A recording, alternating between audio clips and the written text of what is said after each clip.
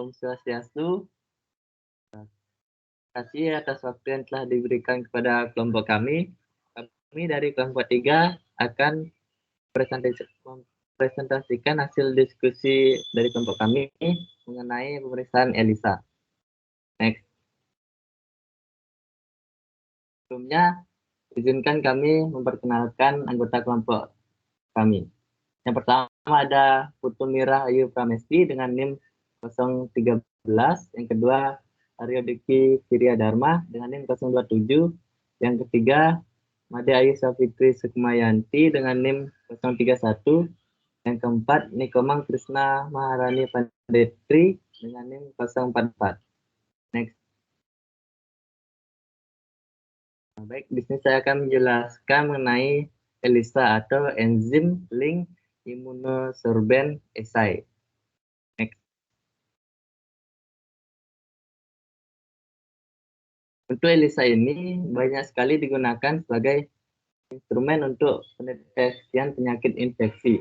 Salah satu contohnya adalah HIV/AIDS. Pada penyakit HIV/AIDS,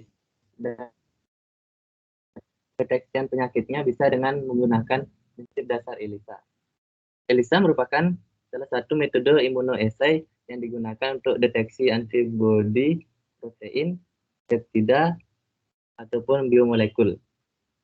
Jadi yang bisa dideteksi oleh ELISA ini adalah molekul-molekul seperti yang sudah disebutkan di atas. Seperti contohnya antibodi. Orang yang terkena HIV sebenarnya mempunyai antibodi anti-HIV dan antibodi HIV ini yang akan dideteksi dengan ELISA. Atau misalnya deteksi hormon. Untuk deteksi hormon ini, misalnya terdapat hormon HCG. HCG ini untuk mendeteksi kehamilan atau mendeteksi tiroksin. Jadi ELISA ini bertujuan untuk mendeteksi molekul-molekul antibodi, protein, peptida, dan biomolekul lainnya. Next.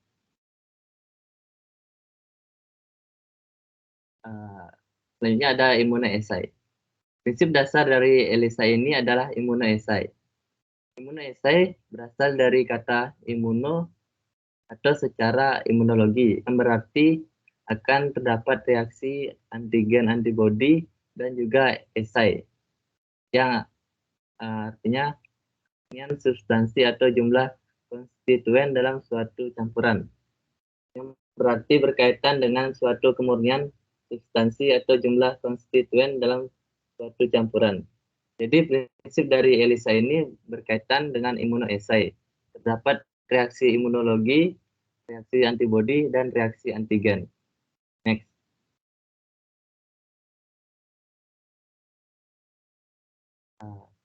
Jadi kenapa disebut dengan enzim link immunosorbent assay? Yang pertama itu antigen atau antibodi yang diinginkan diabsorpsi ke permukaan plastik atau sorben. Yang kedua, antigen dikenali oleh antibodi spesifik atau imuno, oleh karena itu disebut dengan imuno, yang berarti akan terdapat reaksi antigen dan antibodi. Yang ketiga, antibodi ini dikenali oleh antibodi kedua atau imuno yang ditempeli oleh enzim atau enzim link. Yang keempat, substrat bereaksi dengan enzim yang memproduksi produk berupa warna. Jadi, mengapa disebut dengan enzim link immunosorbent assay? Karena yang pertama, sorben, yang berarti ada yang dilekatkan atau diabsorpsi ke permukaan plastik tersebut. Yang kedua, imuno, yang berarti ada reaksi antigen antibodi. Yang ketiga, enzim link, yang berarti reaksi selain ada reaksi antigen dan antibodi, terdapat labelan dengan enzim. Komponen-komponen terdapat antigen, antibodi, dan enzim. Next.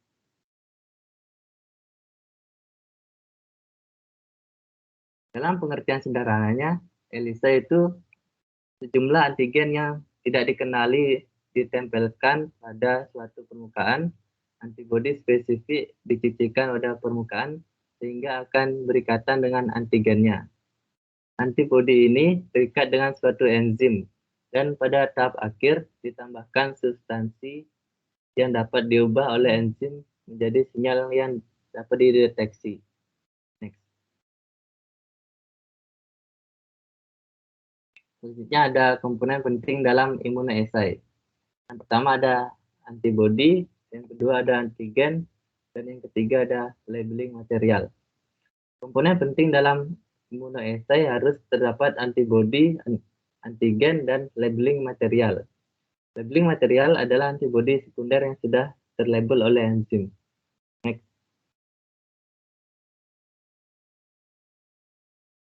Baik, presentasi selanjutnya akan dilanjutkan oleh rekan saya. Baik, selanjutnya ada antibodi atau antiserum. Antibodi merupakan molekul yang mengenali antigen tertentu. Pengenalan ini adalah komponen penting dari respon imun adaptif. Antibodi terdiri dari 4 polipeptida, 2 rantai berat identik atau unit peptida besar yang sebagian terikat satu sama lain dalam sebuah formasi I yang diapit oleh 2 rantai ringan yang identik atau unit peptida kecil. Daerah di mana antigen tersebut dikenali pada antibodi dikenal sebagai domain variabel atau variabel daerah. Jadi misalnya kalau orang yang terkena HIV itu tubuhnya menghasilkan antibodi sebenarnya. Nah, antibodi itu yang dideteksi oleh alat ELISA tersebut. Jadi antibodi itu yang biasanya ada di dalam darah kita. Nah, antibodi itu muncul kalau kita terpapar oleh zat asing, misalnya ada bakteri, virus, itu biasanya tubuh kita akan menghasilkan antibodi. Makanya kalau tes strip test atau rapid test atau PCR, itu mendeteksinya adalah mendeteksi antibodi, bukan mendeteksi virus. Salah satu antibodinya itu ada IgG atau IgM. Antibodi tersebut akan muncul kalau kita sudah terpapar virus atau bakteri tertentu. Jadi makanya kalau di rapid test, kalau orang yang baru terpapar coronavirus, itu rapid testnya bisa aja dia negatif karena tubuhnya belum menghasilkan antibodi. Biasanya antibodi dihasilkan oleh tubuh beberapa hari atau beberapa minggu setelah terpapar oleh zat asing tersebut. Nah, zat asing itu bisa seperti virus ataupun bisa juga bakteri. Nah, pada gambar di samping itu struktur antibodi, yang dimana pada penomoran nomor 1 itu lokasi pengikatan antigen. Yang kedua, rantai ringan. Yang ketiga, jembatan disulfida. Yang keempat itu rantai berat. Yang kelima, wilayah konstan. Yang keenam itu wilayah variabel. Yang ketujuh itu lokasi pengikatan antigen. Selanjutnya, ada antigen. Antigen merupakan zat yang merangsang respon imunitas, terutama dalam menghasilkan antibodi, yang dimana molekul menginduksi produksi antibodi ketika dikenali oleh tubuh. Antibodi yang dihasilkan berupa zat molekul besar seperti protein dan polisakarida. Contohnya, permukaan bakteri. Antigen dapat berupa bakteri, virus, protein, karbohidrat, sel-sel kanker, atau racun. Nah, antigen ini memiliki 2 bagian, yaitu epitop dan hepten. Epitop merupakan bagian antigen yang dapat membangkitkan respon imunitas atau dengan kata lain dapat menginduksi pembentukan antibodi. Yang kedua itu hepten. Hepten adalah molekul kecil yang hanya bisa menginduksi produksi antibodi jika bergabung dengan carrier yang molekulnya besar. Selanjutnya ada labeling material. Pada labeling material ini diperlukan adanya marker untuk mengetahui ikatan antara antigen dan antibodi. Marker tidak boleh mengganggu ikatan, karena biasanya labeling material itu isinya adalah antibodi sekunder yang sudah terlabel oleh enzim. Selanjutnya, pada slide ini dilihat ada gambar ELISA reader dan ELISA kit. Nah, ELISA kit seperti ini, setiap antibodi itu biasanya ELISA kitnya itu berbeda karena antibodi antigen untuk misalnya penyakit tertentu seperti HIV, hepatitis itu pasti akan berbeda antibodi dan antigennya. Kemudian nanti hasilnya itu dimasukkan ke dalam alat yang namanya ELISA reader atau pembaca ELISA. Dan nanti prinsip dasarnya di sini adalah spektrofotometer. Nah, spektrofotometer itu jadi nanti dia akan mengukur panjang gelombang tertentu karena yang dihasilkan itu adalah warna.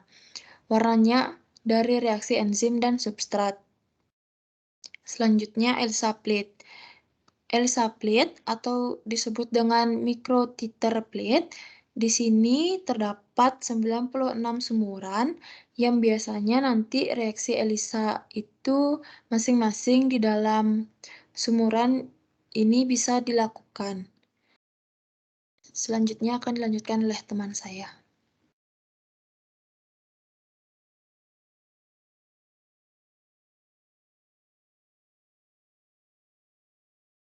Baik, terima kasih atas waktu yang telah diberikan kepada saya.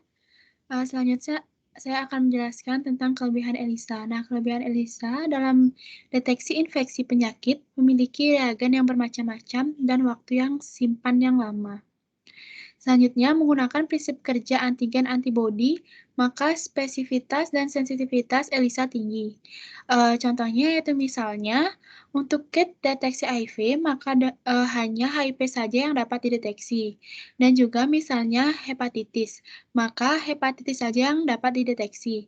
Ini dikarenakan ELISA sensitif dan antigen antibodi bekerja secara spesifik. Selanjutnya yaitu mudah dilihat hasilnya dan prosedurnya cepat.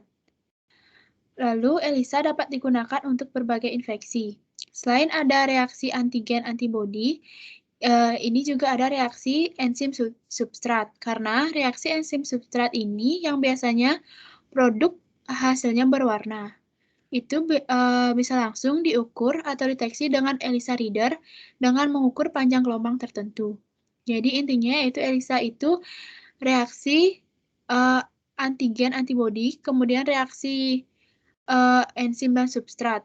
Hasil dapat dilihat dari data, yaitu hasil dari melihat panjang gelombang tertentu. Produk yang dihasilkan berarti pendeteksi yang terakhir merupakan prinsip adalah spektrofotometri.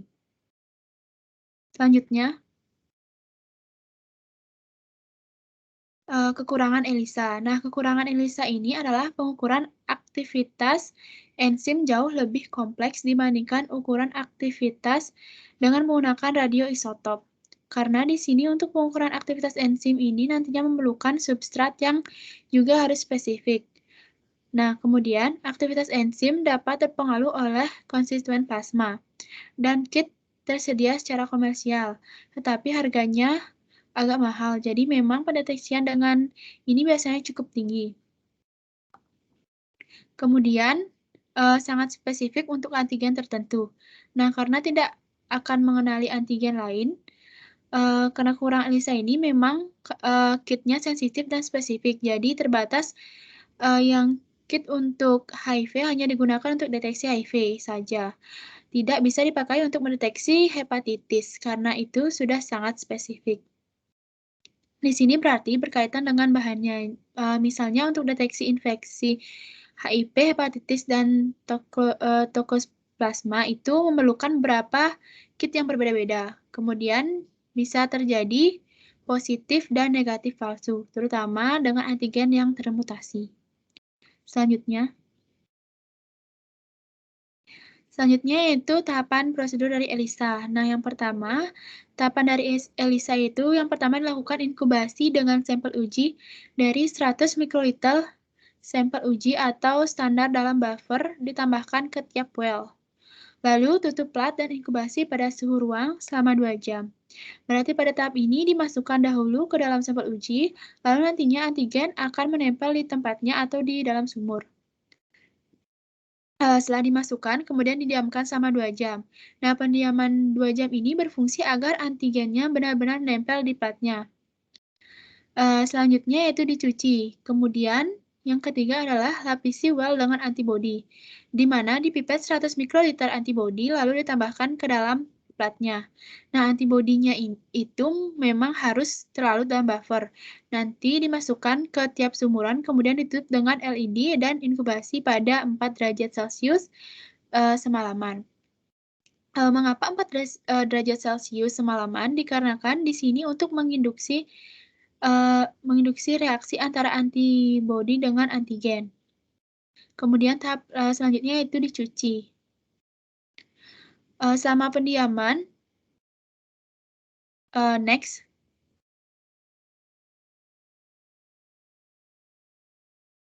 Setelah dicuci, selama pendiaman semalaman itu sudah terjadi reaksi antibodi dengan antigen yang spesifik.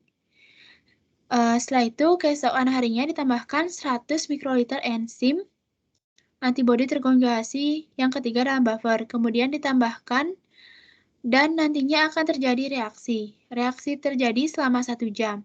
Setelah ditambahkan, lalu dipipet enzim antibodi terkonjugasi lalu didiamkan terlebih dahulu di suhu ruang selama 1 jam. Kemudian, enzim antibodi terkonjugasi seharusnya melawan antigen agar ditunjukkan antibodi terkonjugasi yang harusnya spesifik untuk antigen yang diinginkan. Lalu dicuci kembali. Dan yang terakhir, nanti akan ditambahkan substrat sehingga terbentuk warna. Setelah itu akan ada penghentian pembentukan warna, biasanya menambahkan 100 ml asam sulfat pada tiap well atau pada tiap sumuran. Kemudian dibaca hasilnya. Biasanya pembacaan hasil secara langsung melalui bagian bawah plat menggunakan ELISA reader secara otomatis atau semi-otomatis dengan panjang gelombang yang direkomendasikan antara 620 sampai 650 nanometer. Jadi pembacaan terakhir itu adalah pembacaan warna sama seperti spektrofotometer, yaitu visible dengan panjang gelombang visible yaitu 400 nanometer ke atas. Next.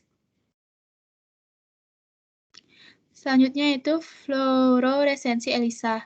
Nah, fluoresensi dalam ELISA ini saat cahaya dengan panjang gelombang tertentu disinarkan pada suatu sampel kompleks, antigen atau antibodi akan berfluoresensi sehingga jumlah antigen pada sampel dapat disimpulkan berdasarkan besarnya frekuensi dengan menggunakan spektrofotometer. Next.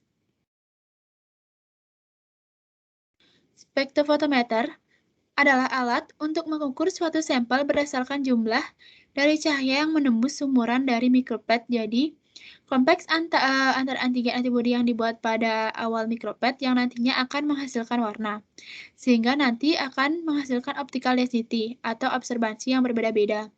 Nah, optical density dapat dinyatakan meningkat atau menurun berdasarkan pengenceran material standar, sehingga akan menghasilkan kurva dose respon, yang nantinya akan digunakan untuk mengestimasi kadar protein tersebut. Jadi dengan ELISA ini bisa diketahui antibodi dalam tubuh kita, banyak atau sedikit. Berarti nanti akan berkolerasi dengan jumlah paparan zat asing atau virus dan bakteri yang menginfeksi tubuh si pasien tersebut. Baik, selanjutnya akan dilanjutkan oleh teman saya.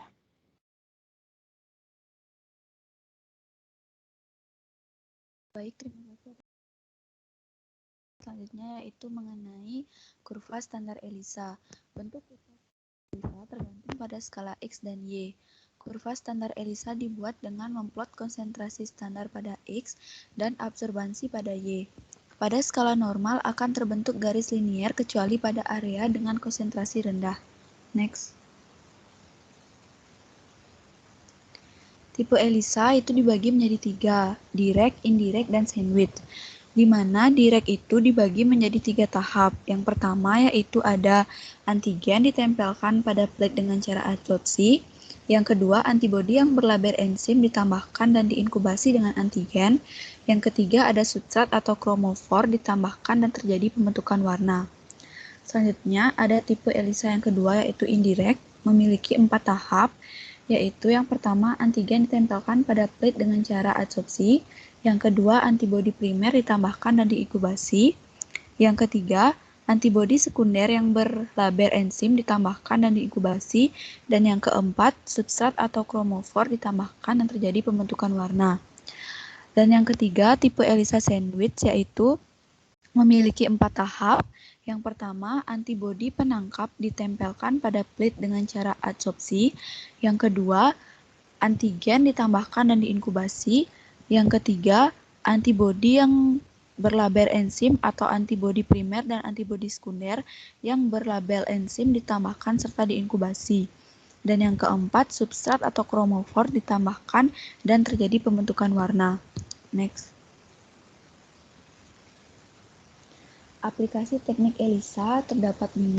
Yang pertama yaitu pemeriksaan donor darah untuk pembuktian adanya kontaminasi virus. Terdapat 3 pemeriksaan yaitu HIV 1 dan HIV 2, keberadaan antibodi anti-HIV. Yang kedua ada hepatitis C, keberadaan antibodi. Yang ketiga hepatitis B, tes untuk keberadaan antibodi dan antigen virus. Yang kedua yaitu aplikasi teknik ELISA pengukuran level hormon. Memiliki 3 pemeriksaan, yaitu ada HCG sebagai tes kehamilan, yang kedua LH menentukan waktu ovulasi, yang ketiga ada TSH, T3, dan T4 untuk fungsi tiroid. Yang ketiga yaitu ada pendeteksian infeksi, memiliki 3 pemeriksaan, yaitu yang pertama agen penularan secara seksual, HIV, sifilis, dan chlamydia. Yang kedua ada hepatitis B dan C. Dan yang ketiga ada Toxoplasma gondii. Dan yang keempat ada pendeteksian bahan alergi pada makanan dan debu rumah. Dan yang kelima ada pendeteksian keberadaan zat obat-obatan terlarang seperti kokain dan opium. Next. Yang terakhir itu ada kesimpulan. ELISA merupakan salah satu metode immunoassay yang digunakan untuk deteksi antibodi, protein, peptida, ataupun biomolekul. Prinsip dasar dari ELISA ini adalah immunoassay. Immunoassay ini berasal dari kata immuno secara imunologi yang berarti akan terdapat reaksi antigen, antibodi, dan juga assay, kemurnian substansi atau jumlah konstituen dalam suatu campuran yang berarti berkaitan dengan suatu kemurnian substansi atau jumlah konstituen dalam suatu campuran. Jadi, prinsip dari ELISA ini berkaitan dengan immunoassay. Terdapat reaksi imunologi, reaksi antibodi, dan reaksi antigen. Komponen penting dalam immunoassay harus terdapat antibodi, antigen, dan labeling material.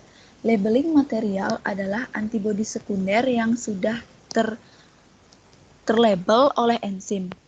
Antibodi terdiri dari 4 polipeptida, 2 rantai berat identik atau unit peptida besar yang sebagian terikat satu sama lain dalam sebuah formasi Y yang diapit oleh 2 rantai ringan yang identik atau unit peptida kecil. Antibodi yang dihasilkan berupa zat molekul besar seperti protein dan polisakarida, contohnya permukaan bakteri, sedangkan antigen dapat berupa bakteri, virus, protein, karbohidrat, sel-sel kanker, atau racun. Fluoresensi ELISA merupakan cahaya dengan panjang gelombang tertentu disinarkan pada suatu sampel kompleks antigen atau antibodi akan berfluoresensi sehingga jumlah antigen pada sampel dapat disimpulkan berdasarkan besarnya fluoresensi dengan menggunakan spektrofotometer. Spektrofotometer merupakan sebuah alat yang dapat mengukur jumlah dari cahaya yang menembus sumuran dari mikroslit. Pada kurva standar ELISA, bentuk dari kurva standar ELISA itu sendiri tergantung pada skala X dan Y. Kurva standar ELISA dibuat dengan memplot konsentrasi standar pada X dan observansi pada Y pada skala normal dan terbentuk garis linier kecuali pada area dengan konsentrasi rendah. Next. Baik, sekian presentasi dari kelompok 3. Mohon maaf jika ada salah kata maupun perbuatan. Saya tutup dengan terima kasih.